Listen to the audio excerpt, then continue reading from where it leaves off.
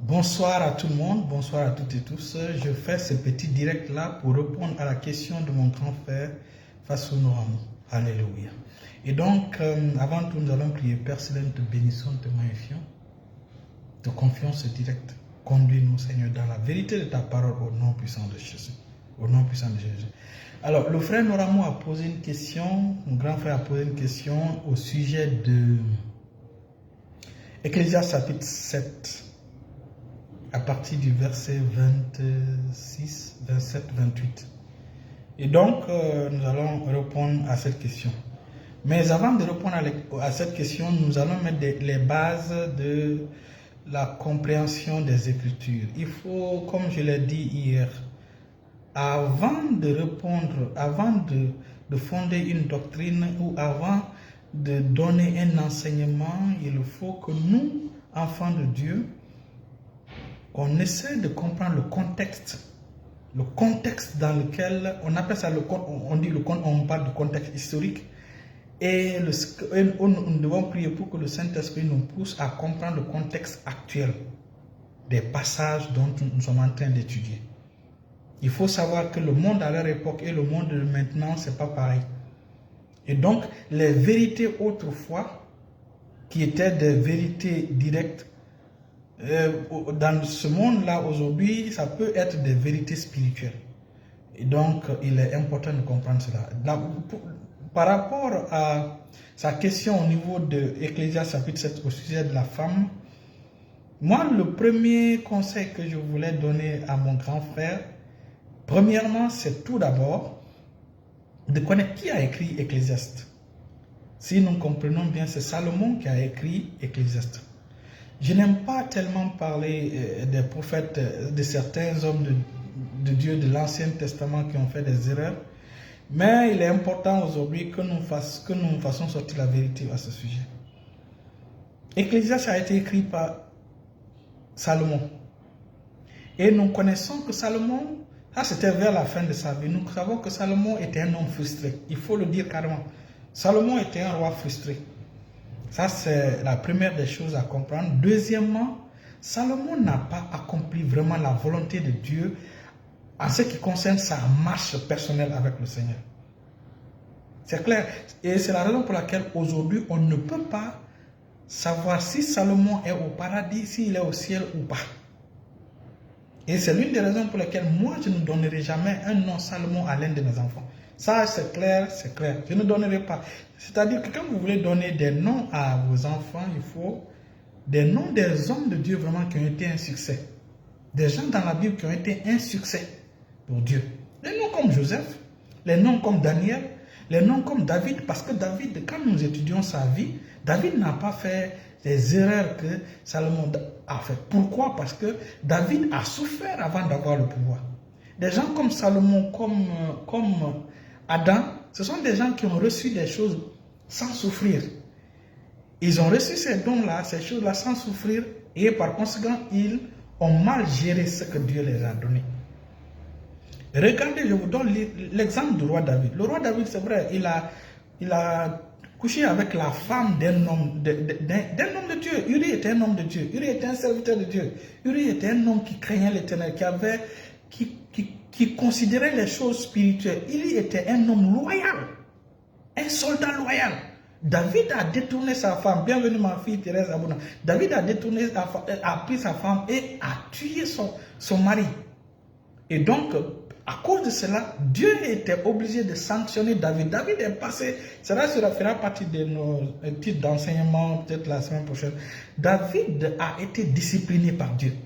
Et quand David est sorti de cette situation, David a appris cette leçon. C'est pourquoi on dit que la personne que Dieu aime le plus, c'est la personne que Dieu châtie le plus. Et le châtiment que Dieu nous donne, c'est pour nous, c'est un processus de purification. C'est pour nous permettre de sortir de cela. Quand nous sortons de cela, la prochaine fois que nous serons dans des occasions comme ça, que nous nous méfions. Et c'est ce qu'il fut fait. David, après cela, vous n'entendrez plus. Après l'erreur de la femme d'Uri, de David par rapport à la femme d'Uri et le meurtre d'Uri, David n'a plus fait de dégâts. La preuve même, à la fin de sa vie, à la fin de sa vie, On a envoyé une vierge pendant que David avait froid. À la fin de sa vie, il avait froid. Donc, on a envoyé une jeune fille pour que ça puisse être sa femme. Mais David ne l'a pas touchée pour pouvoir prouver aux yeux de tout le monde que, et de nous tous qui apprenons à travers la parole de Dieu, que vraiment il a appris de cette leçon-là. Donc, David s'est discipliné sexuellement. Mais ce n'est pas le cas de Salomon. Donc, Salomon était un homme frustré à la fin de sa vie. C'est lui qui a écrit vanité, vanité, tout est vanité. Mais est-ce que la vérité, tout est vanité? C'est pas vrai. Tout n'est pas vanité. À la fin de la vie de David, David n'a jamais dit vanité, vanité, vanité, tout est vanité. Et en réalité, tout n'est pas vanité. Tout n'est pas vanité. Je vais vous montrer les erreurs de Salomon. Je vais vous montrer les erreurs de Salomon. Premièrement, Salomon, quand Dieu lui a donné la sagesse, au lieu d'appliquer les conseils qu'il donnait, il n'a pas appliqué ses propres conseils à lui-même. Il s'est lancé dans une vie dissolue. Un homme qui finit par épouser 1000 femmes, et vers la fin de sa vie, maintenant, il fait un écrit, il dit, si on évalue entre 1000 femmes, rien n'est bien là-dedans. Est-ce que le conseil d'un tel homme-là, je peux prendre? Moi, je ne crois pas. Si tu as épousé une première femme, ça n'a pas marché. Une deuxième femme, ça n'a pas marché. 10 femmes, 100 femmes, ça n'a pas marché. Le problème, c'est toi. Ce n'est pas les femmes-là. Moi, une seule femme me suffit. Je suis avec ma femme depuis maintenant à peu près 15 ans, je crois. Si je me rappelle bien, 15 ans. Nous sommes en vie de couple depuis 15 ans. Nous avons 5 merveilleux enfants. Je vais vous dire ceci. Ma femme est, après ma nouvelle naissance, après le don que le Seigneur m'a obtenu, ma femme est la meilleure chose qui m'est arrivée. Donc, ma femme n'est pas vanité. Ma femme est un cadeau extraordinaire. Je vais vous dire ceci. C'est difficile de vivre avec moi. C'est difficile de vivre avec moi. Je suis un homme.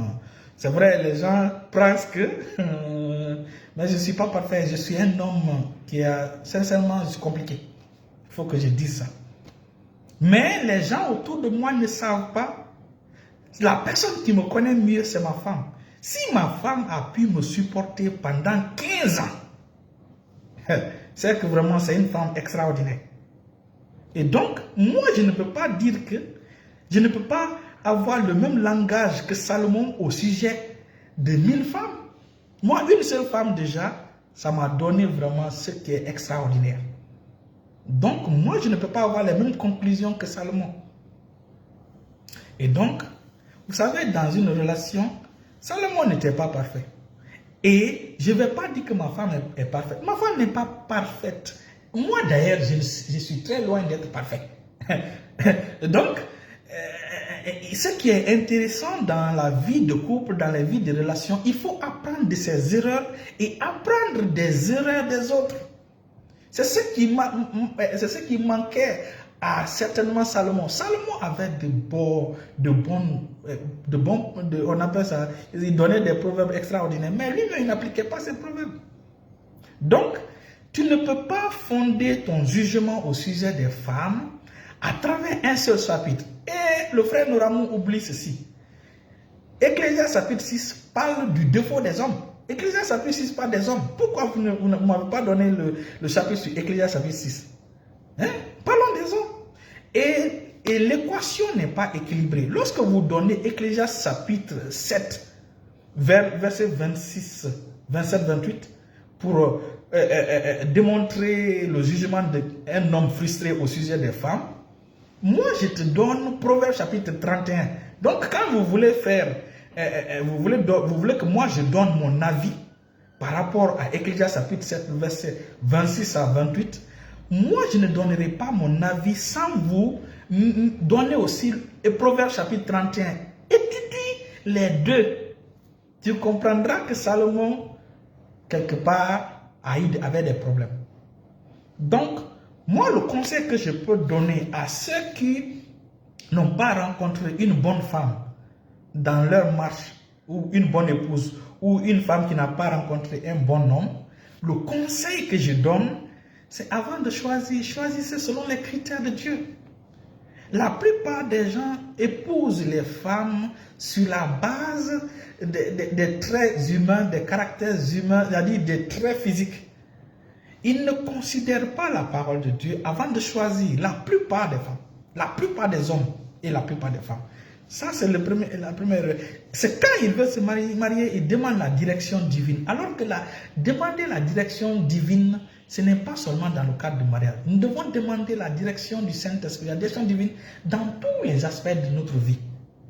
Il faut être habitué à demander la direction divine dans tous les aspects de ta vie avant d'arriver à ton mariage. Quelqu'un qui est dirigé par le Saint-Esprit, dès qu'il est né de nouveau, pendant 4 ans, 5 ans, il ne fera jamais le mauvais choix.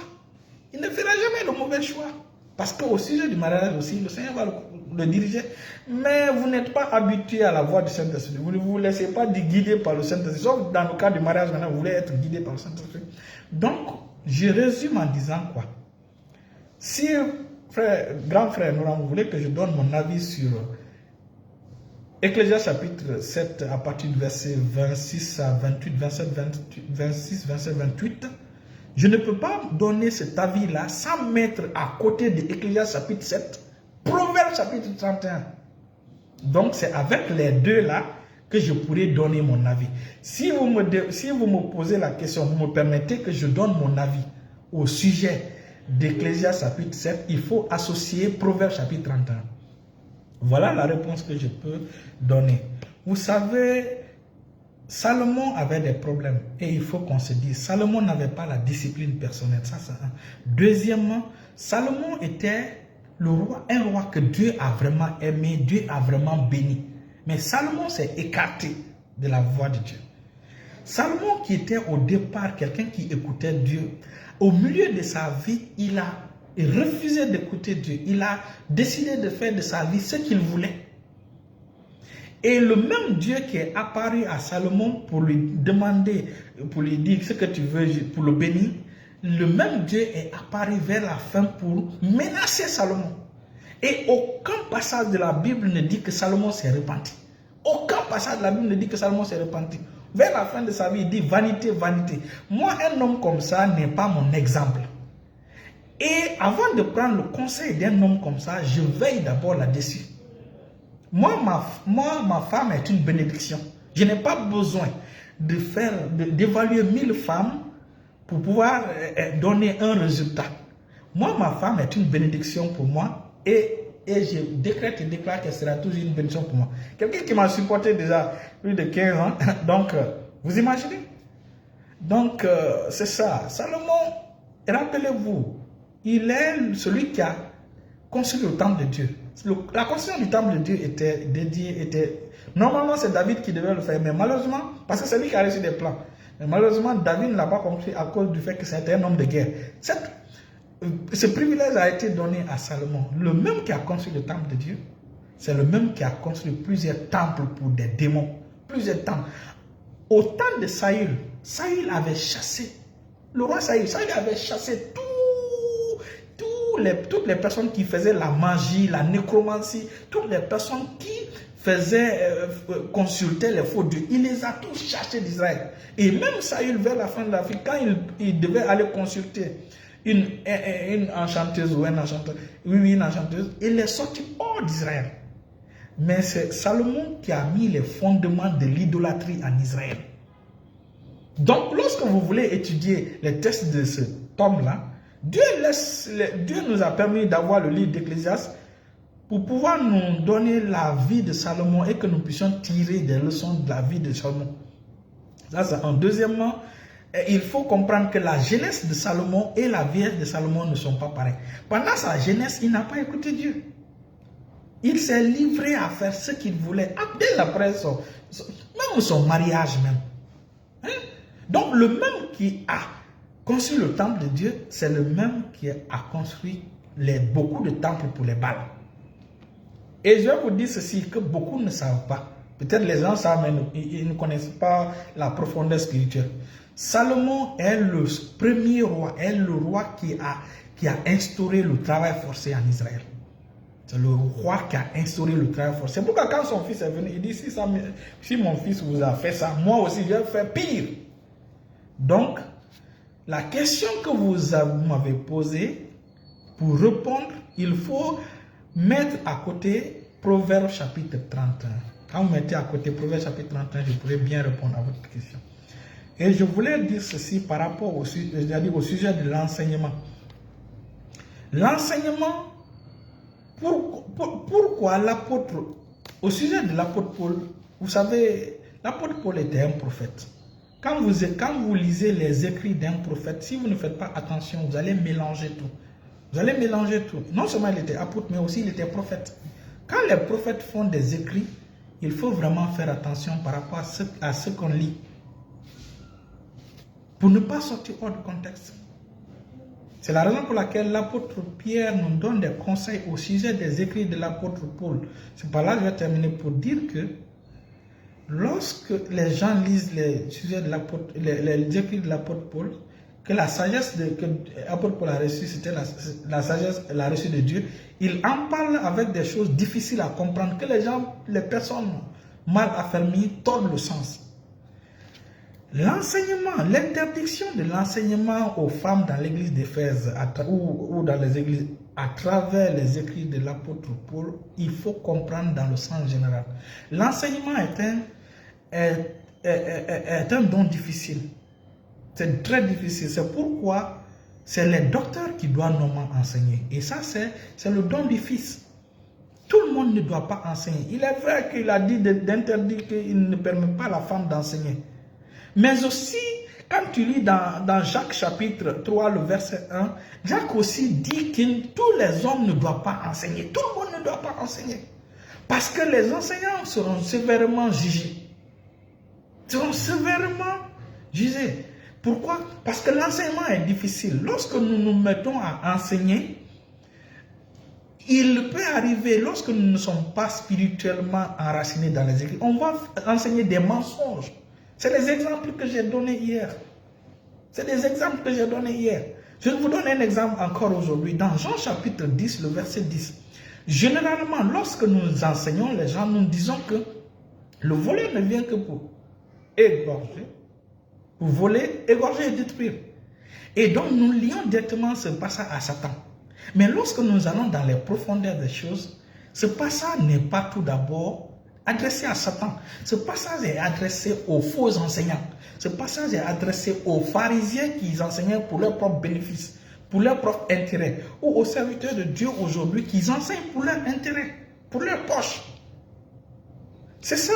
Et nous allons venir dans les métaphores dans la Bible, nous allons venir au sujet de ces choses. Donc, avant d'expliquer, avant de prendre, d'expliquer un passage, il faut étudier le contexte historique. Il faut étudier le contexte dans lequel le passage a été écrit et appliquer par l'aide du Saint-Esprit à notre époque. C'est très important. Parce que le but du Saint-Esprit, c'est de nous édifier. C'est de nous édifier afin que nous soyons des enfants de Dieu prompts, aptes à toute bonne œuvre, à toute chose. Et donc, c'est vrai, l'apôtre Paul a interdit, il dit, il ne permet pas à la femme d'enseigner, il a donné ses raisons. Mais l'apôtre Jacques aussi nous interdit à tous les hommes d'enseigner. À tous les hommes d'enseigner. Il faut que nous ressortissions cette vérité. Parce qu'aujourd'hui, partout, il y a des gens, il y a des enseignements, des doctrines bizarres. Lorsque vous lisez 1 Timothée chapitre 6, l'apôtre Paul parle de cela. Les gens qui enseignent des fausses doctrines. Et donc, en conclusion, Ecclésiaste chapitre 7, lorsque tu prends seulement ces versets-là pour pouvoir donner votre avis, vous allez fausser. Parce qu'à l'époque, de toutes les façons, à l'époque, le sang de Jésus n'était pas versé. Et les femmes, Salomon a pris l'exemple sur les femmes qu'elle a fréquentées. Salomon n'a pas fréquenté toutes les femmes. Il a fréquenté 1000 femmes. Donc, il a fait l'échantillon de 1000 femmes. Et lorsqu'on fait l'échantillonnage de 1000 femmes et qu'on dit que les femmes ne sont pas bien, il y a un problème. Il y a un problème. Marie fait partie des femmes, la mère de Jésus.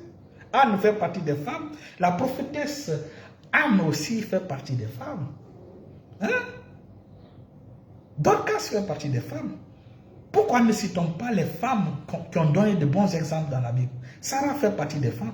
C'est pourquoi je donne ce devoir-là à mes enfants. Allez-y étudier la vie des femmes spirituelles dans la Bible et inspirez-vous de leur vie.